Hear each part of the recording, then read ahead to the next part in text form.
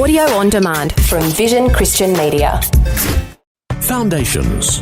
So they weren't young. Aaron was 83. They wandered in the wilderness for 40 years and then Aaron died at that wonderful ripe old age of 123. Wow. He was 123. Foundations. Understanding the Jewish foundations of our Christian faith. With Robbo Robinson and Mandy Warby.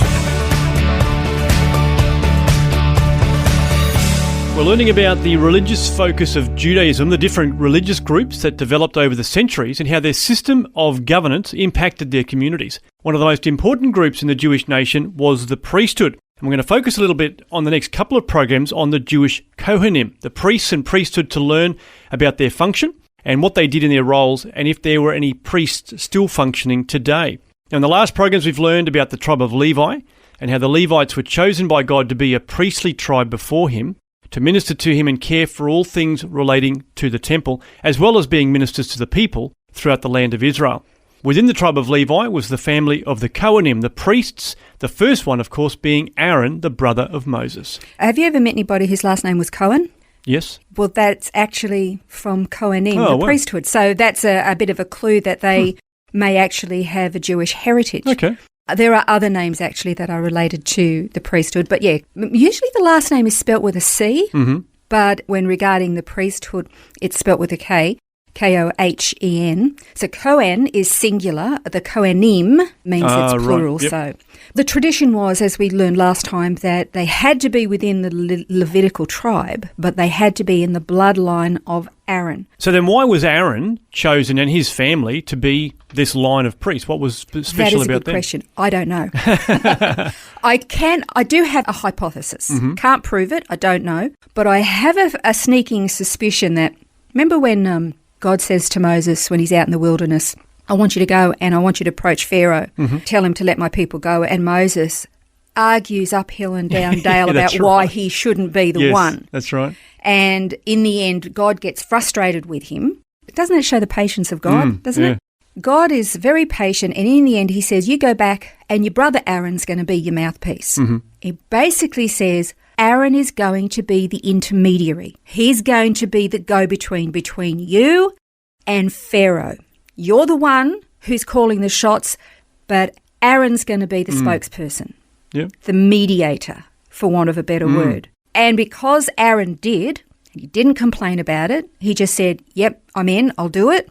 He and his family line became the family line that were the go-betweens, the mediators. Makes sense, So I don't know whether that's true. I just think it could possibly be that way. Yeah. Oh, because makes sense. it was a real, can I say, a point of honour. Oh, for that sure. Aaron and his bloodline were chosen to be the mediators between God and the people. So that's what I think. But Aaron wasn't a young man when he became a priest. He was actually quite old when he and Moses went before Pharaoh. Pharaoh finally let the Israelites go, and Aaron was 83 years old. And Moses was the little brother. Right, he was was the baby brother. So age was not a hindrance in God's eyes, and it shouldn't be today. I think sometimes we think of it as a hindrance. I think, you know what it is? I think this is nothing to do with what we're talking about. But I think because we have set in our culture an age for retirement, we tend to think of people, they get to a certain age and therefore that's their use-by date. And I think that we undercut the body of Christ by doing that. For sure. That's just an aside. That was for free. So they weren't young. Aaron was 83.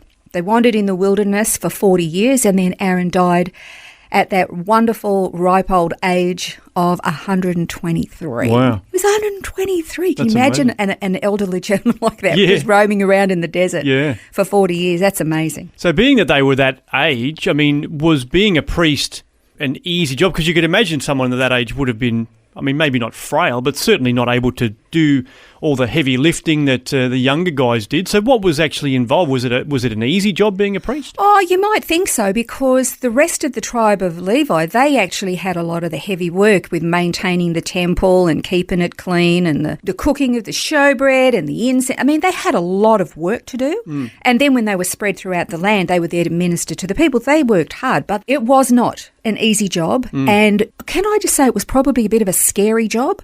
because you had to have all your ducks in a row before you went into the temple and you offered sacrifices, because if you didn't, it could mean death. Look at the very first instance where you had Aaron and his two sons, Nadab and Abihu, or Abihu, however you say that, and they had just been given their instructions by God, and they thought, we're going to be creative. And maybe they were thinking we want to do something special for God. I don't know what was going through their head, but they didn't obey, and God killed them on the spot. Yeah. And then Aaron wasn't even allowed to grieve. Others came and took their bodies away. He couldn't leave the tabernacle precinct because he'd been anointed. And Moses said to him, don't you start grieving. You're in that anointed position at the moment. You're here to serve. And then think about what it was like to be offering and killing animals all day. And there was a lot. Yeah. There was a lot. It was hard, gory, bloody work. I guess that you build up an immunity to that kind of thing, but the idea of slitting an animal's neck constantly and then collecting the blood and splashing the blood in different places. Abhorrent. Yeah. To me, that's abhorrent. And again, God had a zero tolerance policy for goofing off or doing your own thing or disobeying him. Yeah. So was it physically easy? I don't think so. Hauling all those animals around and doing all of that, not easy. We talk to a butcher and ask them if they got an easy job. It'd there be you a go. similar thing. Exactly. Yeah. And then the very concept of having to know that you are in a right place with God in order to go and fulfill those requirements. And well, didn't the high priest have a rope around his leg when he went into the Holy of Holies in case he wasn't perfectly clear? I heard that years ago, actually, that was the reason for the little bells on the bottom of his tunic, and that he had a rope around his leg, and that if God struck him dead and the bells stopped ringing, then they could drag him out. That's actually a fable. Oh, really? Yeah. It's not true. I don't know where that came from. Oh, right. Great story. Yeah. Yeah, well, really sounds great impressive. story. It does, doesn't it? It's like a thriller or something. No, that's actually not true. Oh, wow. But it doesn't change the fact that Nadab and Abihu were struck dead because they tried to offer strange fire. So it was one of those high-risk jobs.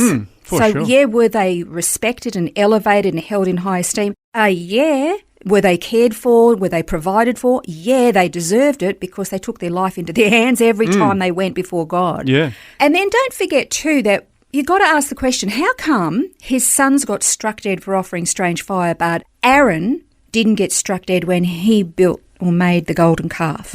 Yeah.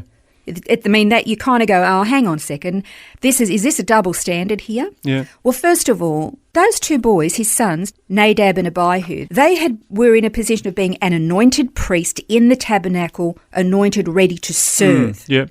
In that wilderness environment, they weren't in a tabernacle, they weren't in a position of service, they were hanging around waiting for Moses to come down.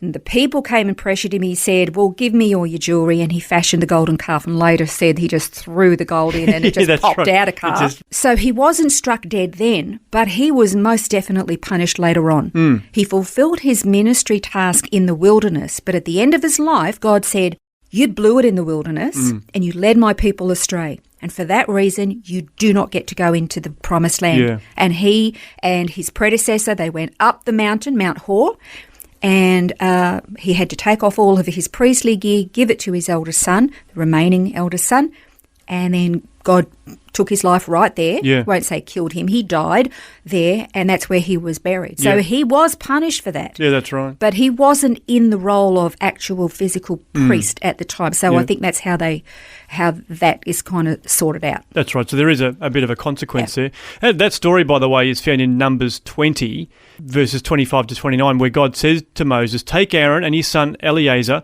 and bring them up to Mount Hor and strip Aaron of his garments and put them on his son Eleazar. So Aaron will be gathered to his people and will die there. So Moses did just as the Lord had commanded, and they went up to Mount Hor in the sight of all the congregation. After Moses had stripped Aaron of his garments and put them on his son Eleazar, Aaron died there on the mountaintop. Then Moses and Eleazar came down from the mountain.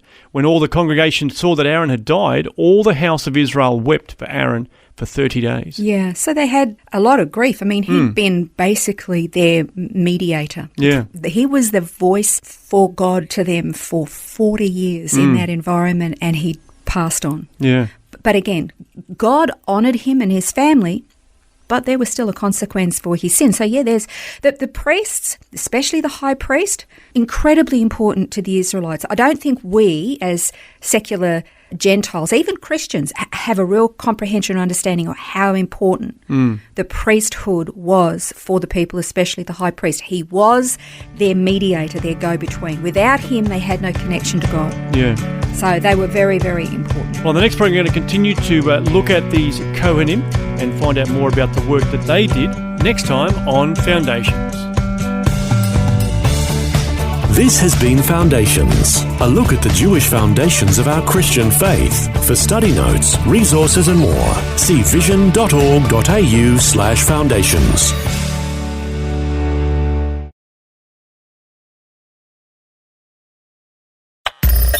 Thanks for taking time to listen to this audio on demand from Vision Christian Media.